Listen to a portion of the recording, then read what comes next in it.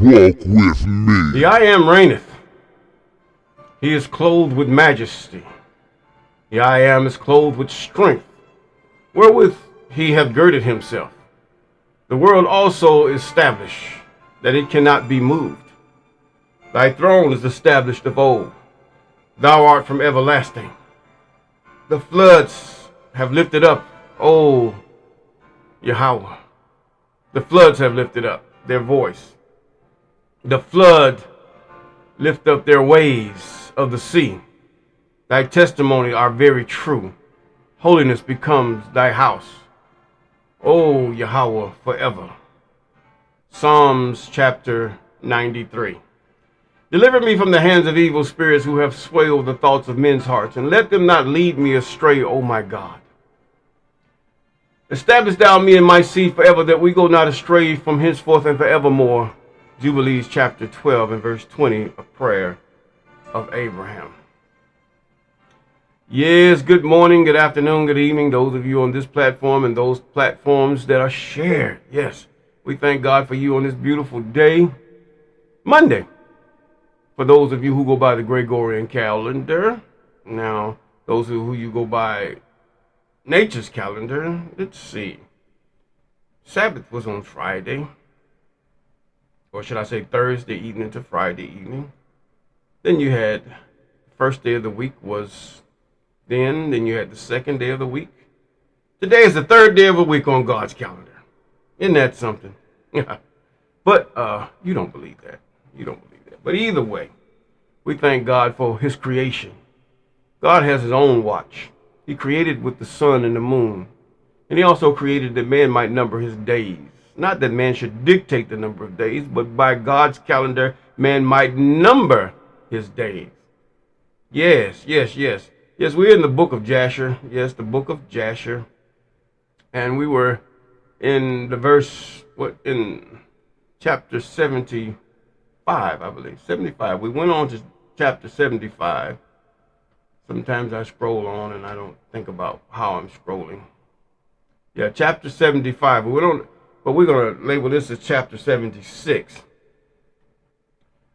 And we see that how Ephraim transgressing his God by moving ahead of God. And the thing that I have gotten out of this that I shared with you is that you got to move behind God. You got to move as God leads you. God don't follow you, neither does God walk beside you. This is Christian and pagan stuff. God leads you.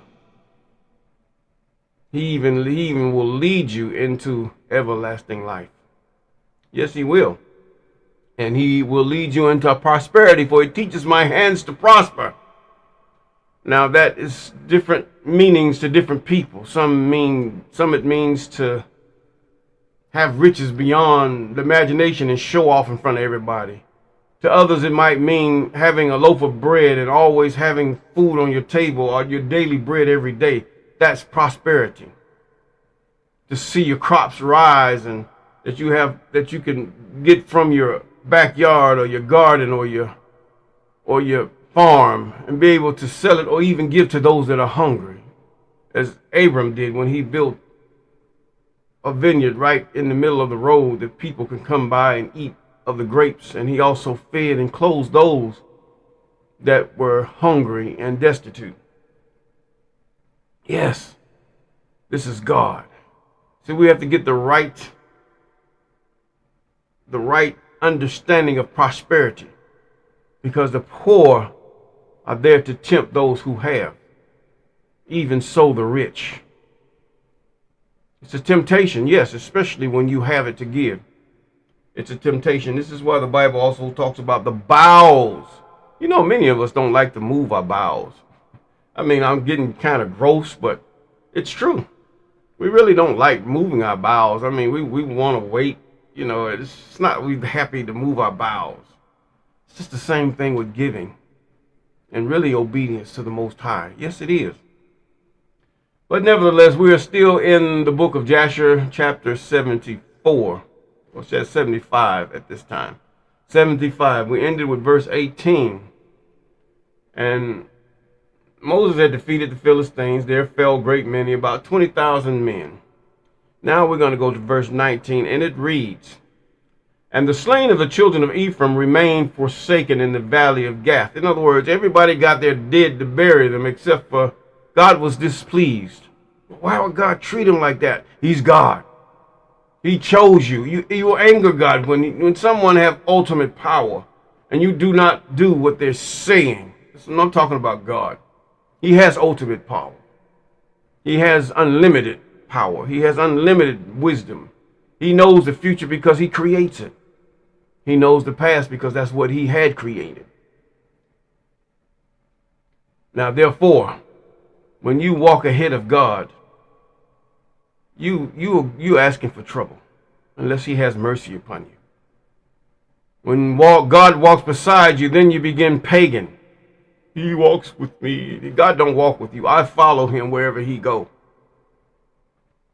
There's no such thing as walking. God is not equal to you, man. This is why you had this Isis and you worship him, because you want to bring God down to your level. This is what makes this whole doctrine about this Isis being God devilish. You want to bring God, even the creator of all things, down to your level. The creator is much higher than you, Christian. Much higher than you, those of you who call yourself Muslims or Islamists or whatever you want to call yourself. Much higher than the Buddhists, most higher than all the denominations of Christianity.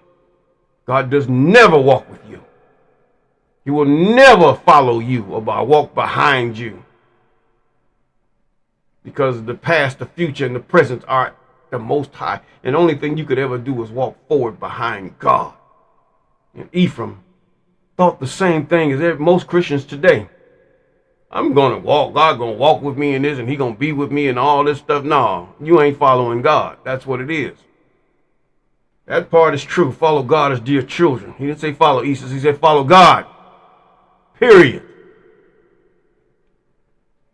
And he says now, Ephraim remained forsaken in the valley of Gath for many days and years, and were not brought to burial. And the valley was filled with men's bones. In other words, feast for the birds and all the creatures that would roam that area. They were filled for a good while until they cleaned all the bones off, until there was nothing left to eat. This is when God gets disgusted with men. You don't understand how disgusted God gets with us. All you have to do is look at past wars and things. Now you look at this events that are happening today. Remember what he said in the book of Revelation, and they hated the whore. They hated her. And God sent a fire down on her. Where's the fire? Now, who the whore is, you're going to have to deal with that. But God said they hated the whore. We're looking, we're watching, we're seeing what God is talking about. Did God say move out of the land where you think the whore is? No, he didn't say it. You follow God. Don't follow your instinct or those who call upon you and say, hey, we got to move. We got to get out of here. We got to go to the promised land. You don't even know where the promised land is. You think it's in Africa. You think it's in South Africa. Some of you have gotten so crazy you even think it's in here in America. Don't you know those people back then printed lies too? They told things. They said things. They wasn't stupid, because these are people led by devils. These are people led by Deuteronomy chapter 28. The second part of it. The curses. You got to call a buck and follow God. Period. Let him lead you. Follow him. Not beside you, not behind you. Because everything with God that's behind you is behind you. Period. You don't need no protection back then. He ain't got that's pagan talk. Got my back. You can't even hardly deal with your front, yet got my back. Let me digress. But either way, verse 20, and the men who had escaped from the battle came to Egypt and told all the children of Israel that had befallen them. All that befallen them. And their father Ephraim mourned. Now Ephraim was still living at this time. Over them for many days, and his brethren came to console him. Ephraim was the son of Joseph. And he came unto his wife, and she bare a son, and he called his name Beriah, for she was unfortunate in his house. Chapter 76 and verse 1. Ephraim should have mourned because they walked before God. God doesn't do that. I'm just stressing this. I don't know why I'm stressing it so much, but God doesn't walk with you. He doesn't talk with you like that, beside you. Now, the angels might walk beside you or talk with you, but God says, follow me. Follow God as dear children. Do as I say. Do as I've commanded and you have agreed to. And verse 1, and Moses, the son of Amram, yes, his father's name was Amram, was still king in the land of Cush. That's right, Sudan. He was king by the first cataract, which was called Cush, the cataract called Cush, along the Nile River, pretty close to where Egypt was. Okay, and he prospered. I mean, he lived lavishly. He was a good man. I mean, he was a man that really cared for the people of Cush. He was a black man, those of you who got these things all crazy. It doesn't matter how you say it. I'll get this thing straight. You're talking about your Arabs. You were clients and reds. Your ancestors. Look up the word clients and reds. You were servants to those in Medina and all these things. Now, God have had his wrath upon these people, and you cast them out of the land. Now they're living outside of Medina, and you call them Huda. They were your masters, but now you hate them because of that.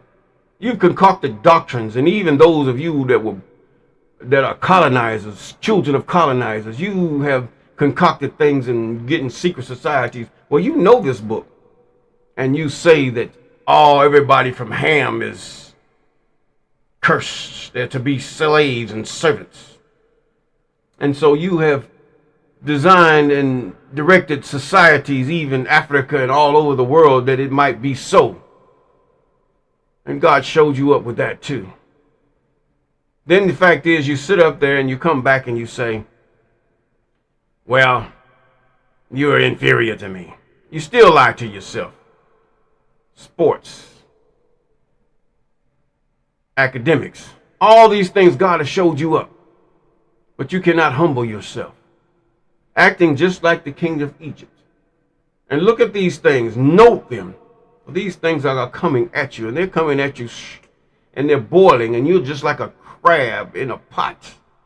Soon before it's going to take you over, and you're still not going to understand why, because your ancestors have taught you a lie. We've suffered, but your time is now. We suffered under many organizations, some of our own hue. Egypt, for one, Babylon, Persia, yeah, they were black folks. Don't get it backwards. And then the ranks of those that lightened up have grown during that time, and now their debut shows up about the Grecian wars with Palestine, with the Persians. And some of you, oh, no, it won't. No, I know what I'm talking about. You don't know what you're talking about. You just feel that way. Prove it. I can prove it to you. But the fact is that you've lost your way. You lost your way. You don't even know where you come from. You didn't come from Europe. You didn't come from Africa. You didn't come from none of those places. Matter of fact, Africans didn't even come from Africa. Nobody came from Africa. You came from the other side of Euphrates of Mount Ararat through Noah. And then they try to take everybody black and place them in Africa. Place them not only in Africa, but sub-Saharan Africa. And then lie to themselves, lie to their children, and lie to everybody. And now many of you have found out the truth and still walk with the same lie. But I digress. Now all the children of Cush loved Moses all the days that he reigned over them, and all the inhabitants of the land of Cush were greatly afraid. This is why they got rid of the book. They knew Moses was black. You can run up there and you look even funny in Egyptian attire. You don't look right. It wasn't just the attire, it was the hair that they had on the hieroglyphs and all this stuff. That was their hair. You don't even have nothing like that. The same thing, those of you in South Africa trying to claim who you are with those big head things. It's their hair. You better get it right. I mean, how can we be so foolish? And they were greatly afraid of him because God was with him. And in the 40th year of the reign of Moses over Cush, Moses was sitting on the royal throne. Now, Moses was also, he was faithful to God because he was taught. Moses did not know a woman once he understood God. I don't know what woman he knew before what we're about to talk about. And Moses was sitting on the royal throne while his Adoniah, the queen, was before him. Now, this was the previous king's wife. And all the nobles were sitting around him. Now, he was basically getting ready to be turned into a stepfather. So he just did what was right. I ain't dealing with this. Your kids are not my kids. I might have married you, but this ain't happening. I'm doing it because this is where I'm led. Led! Not God walking beside you or behind you.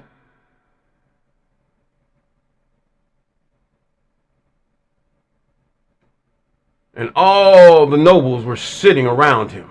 And Adoniah, the queen, said before the king and the princes, "What is this thing with you, the children of Cush? You have done for this long time. Surely you know that for 40 years that this man has reigned over Cush, and he has not approached me." In other words, she ain't had no man in 40 years. I don't know what she did during that time, but Moses wouldn't even do it. He said, "No, I'm not defiling myself with this woman." And this is what we do. If you marry, find out who's the woman's family. Man, I talk to the man, yes. Find out who's the woman's family. Those of you are honorable among you. And number two, if she believes like you. I mean, you have Christian women and women that really like you, but you can't marry them as much as you want to. Don't let your heart overthrow your soul. Because it will turn out, she will lead you into paganism. Eventually, you will be turned into Christianity and you will hate it. Because you know better. You know Jesus is not on a cross and he's not an idol. He's not white. Neither is he the black man that they depict also. We don't know what he looked like. Idolary. I mean, it's good that you point out these things, but the fact is that enough is enough. You don't have to hang it in your church. You could put a blank face up there because we don't know what the prophet of that day was. We know what he said, and we know how they manipulated what he said into making him a god. And then the Romans, who had turned white at the time, they began to take the things that he said and make themselves the gods. They made themselves with the papal bulls and all these other things. And they ruled and deceived all the nations, even their own people, into thinking that God, this is God's will because the Pope said it. Any man that becomes, you go to an island or a land and he's not a Christian, then you can take over that land. They were going to do that anyway because of riches. See, they had made gold. Gold was a thing of, it was really regarded as a measure of trade. But eventually it became much more than that. And let us read. Surely you know for 40 years that this man has reigned over Cush, and he has not approached me, nor has he served the gods of the children of Cush. Look at him. I'm not going to serve your God, woman. I'm not going to serve your Jesus. I'm not going to serve your whatever you got there because I know the truth. I know who my God is, and I know what he has done, and I know what he can do.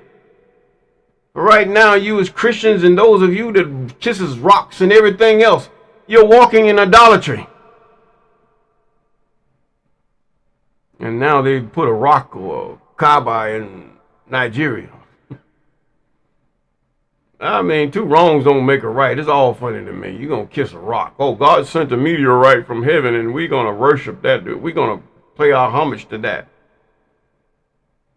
If there is a homage that you should pay, that should live righteous until God redeems you off the planet, or you die in righteousness. That should be your Mecca. That should be your journey, is to die righteous and in faith or confidence toward the Most High. Now, let us continue. And now, therefore, O ye children of Cush, let this man no more reign over you, as he is out of our flesh. Behold, Menacrus, my son, is grown up.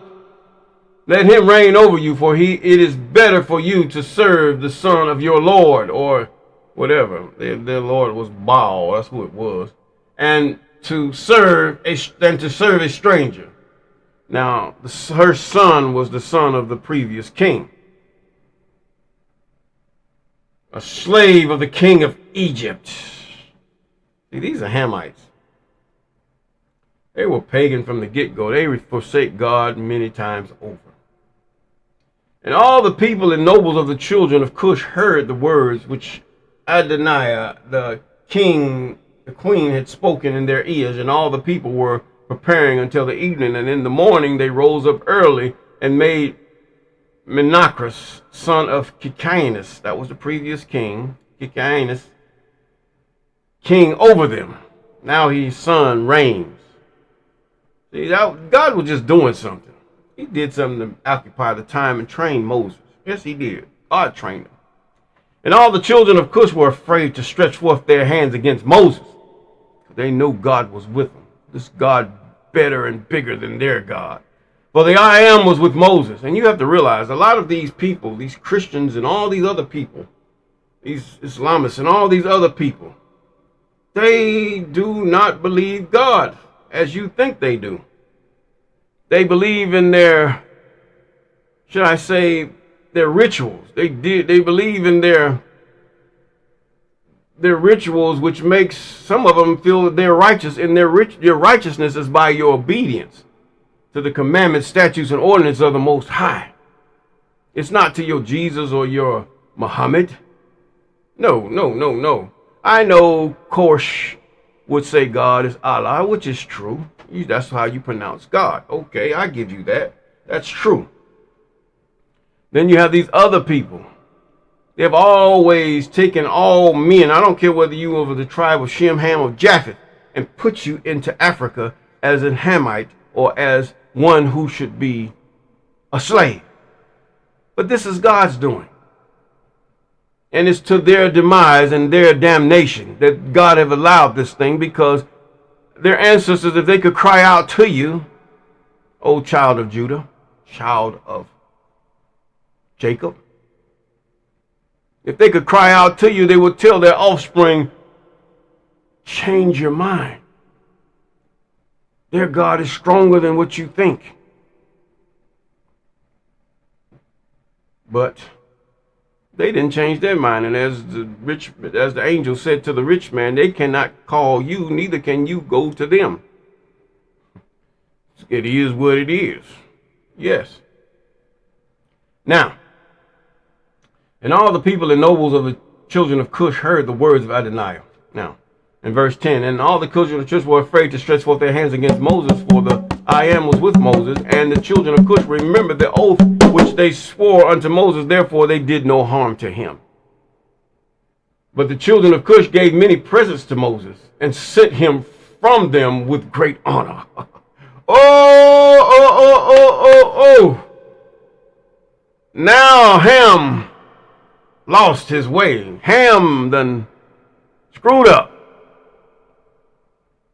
He did as the other Hamites going to do later on.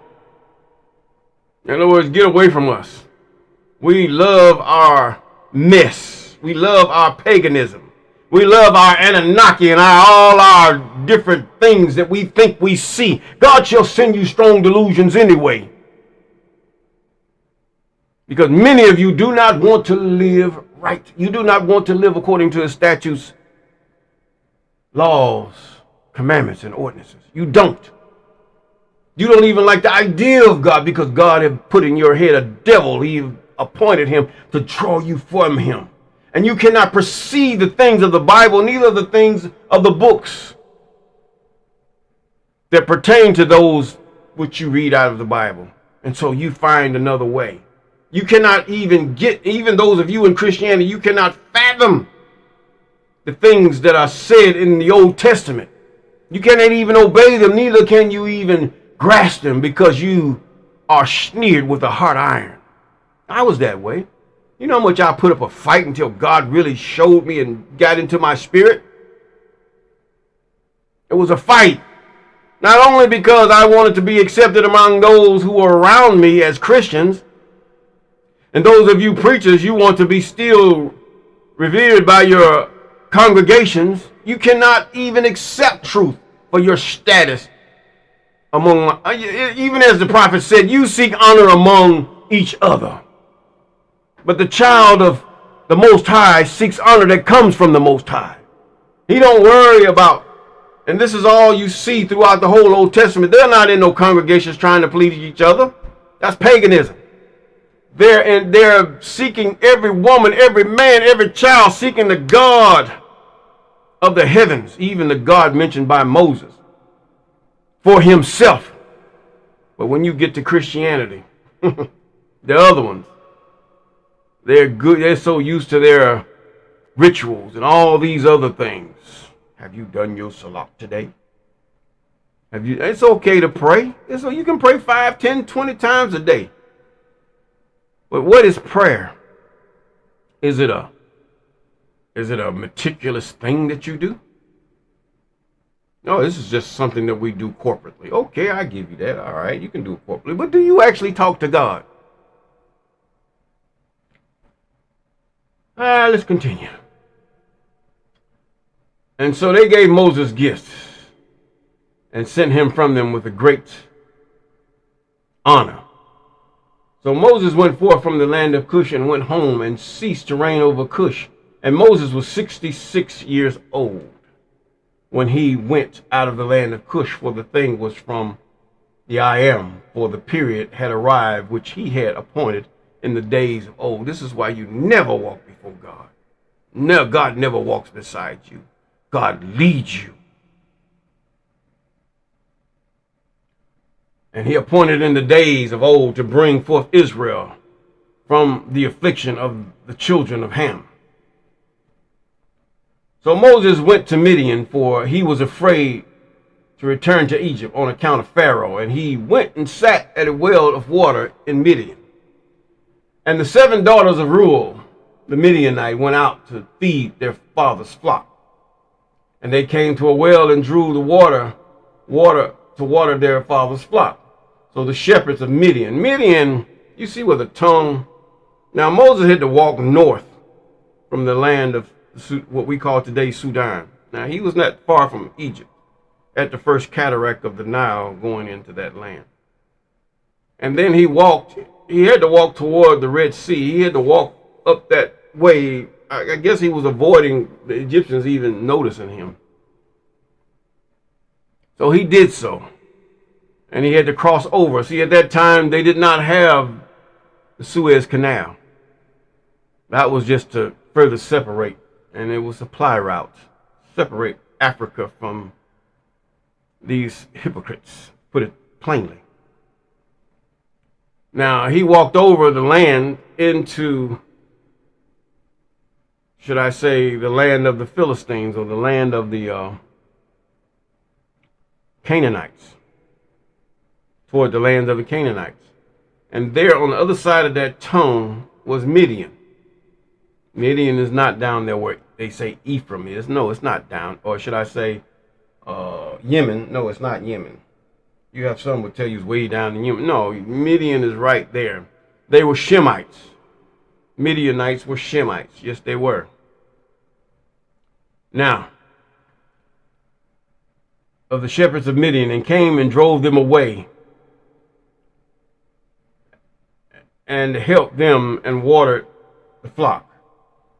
And they came home to their father Reuel and told him what Moses did for them. And they said, an Egyptian. You got to realize Moses, he was used to dressing the way Egyptians dress. Moses was a dark man. Yes, he was. Okay, he was. I mean, he wasn't looking silly like these other hues of people trying to dress in Egyptian attire. It looks silly, to tell you the truth. Have you ever looked at it and just sit down and just really looked at it and how stupid and silly it looks? Only someone of a dark hue and coarse hair can really sit down and be appreciated in such attire. And they said, an Egyptian man has delivered us from the hands of the shepherds, and he drew up water for us and watered the flock. And Reuel said to his daughters, where is he? For have you left the man? And Reuel sent for him and fetched him, and brought him home and ate bread with him. And Moses related to Reuel that he had fled from Egypt, and he reigned 40 years over Cush. And afterwards had taken the government from him and sent him away in peace and with honor and with presents. And when Reuel had heard the words of Moses, Reuel said within himself, I will put this man into the prison house, whereby I shall conciliate the children of Cush, for he has fled from them.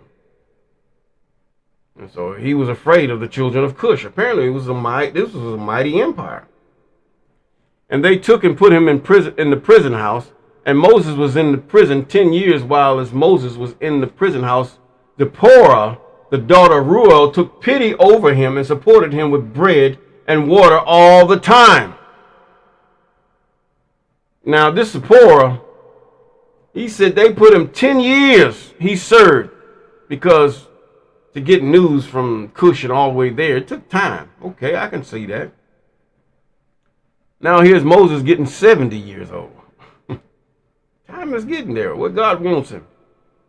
And he took pity over him and supported him with bread and water all the time. And all the children of Israel were yet in the land of Egypt, serving the Egyptians in all manner of hard work. And the hand of Egypt continued in severity over the children of Israel in those days.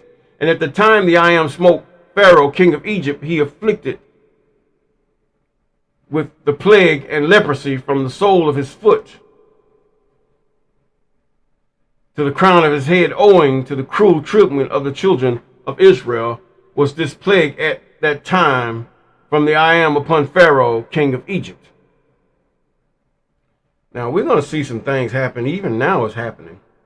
You're going to see things, but they're not going to acknowledge that God is doing this thing to them.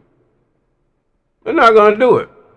From the Arabs that still in Egypt, how they let their children just bash these are Hamitic people, but some of them are Israeli people that don't come from Nigeria and different places to play nanny.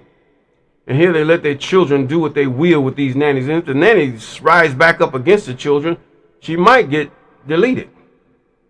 So she just allows this thing to be. It's not that she's under duress working for these people to make a living, because they have no jobs in Nigeria and all these other places. The MPs and presidents are all greedy of a filthy lucre, and they hate their own people. But they know they got to have them to a certain degree to still reap in their riches, filling their coffers for their wives and children. Their children don't even live in the land where they are. This is what's happening. Now, we're going to end it around here. And God hit the children of Israel, and were yet in the land of Egypt, serving, verse 24, and all the children of Israel were yet in the land of Egypt, serving the Egyptians in all manner of hard work. And the hand of Egypt continued in severity over the children of Israel in those days. And at that time the I am smote Pharaoh, king of Egypt, and afflicted with the plague of leprosy and sole of his foot to the crown of his head, owing to the cruel treatment of the children of Israel, was the plague at the time from the I am Pharaoh upon Pharaoh, king of Egypt. And the I am hearkened to the prayer of his people the children of Israel, and their cry reached to him on account of their hard work. We're going to end it right there. Pray. Those of you children of Jacob in the lands, different lands that you're in, pray. Some of you still under Hamite rule. Some of you are under rule of those who have come offspring of people that have combined themselves and grouped themselves, and now they have become the rulers of the world now. Pray. You're not a servant right now because their own people are going through the same headaches. But pray. But you are suppressed, oppressed, depressed, and don't know and can't see the light of day. But pray for deliverance from this enemy who don't want you to be advanced, don't want you to even be equal with him in no way, shape, or form. But because of the status quo, they have to allow some to even get into that area where they become billionaires, and for their own entertainment, they allow you to become millionaires or billionaires. And these are some of these same people that were installed in 1948 in a certain land that's not theirs. And now they're going through pure hell and lie every day about the status of their situation. And those who sit with them, they're the same people that's in Europe. They were the same people that came out the Caucasus Mountain. These are the same people all over the world. Some of them just a little mixed. That's it. And the rest are just offshoots. You have Caucasoid, Negroid, and Mongoloid. All of these are the types of people that are in the world today. And they cause the Negroid to be the lowest because it's a contrast. The Negroid cannot mingle with them because they can readily identify them. So we're going to make you lower than us. Now, if we had somebody like us lower, we might get the wrong people. But now we got the Negroid. This is the thinking. But yet they will gaslight you and bring all kind of things up. But regardless of that, we're going to call it a day and we're going to get with you tomorrow on this second. We're at verse 27. For those of you going to read, do so. I got something for you. But either way, with all this, we're going to say shalom and peace.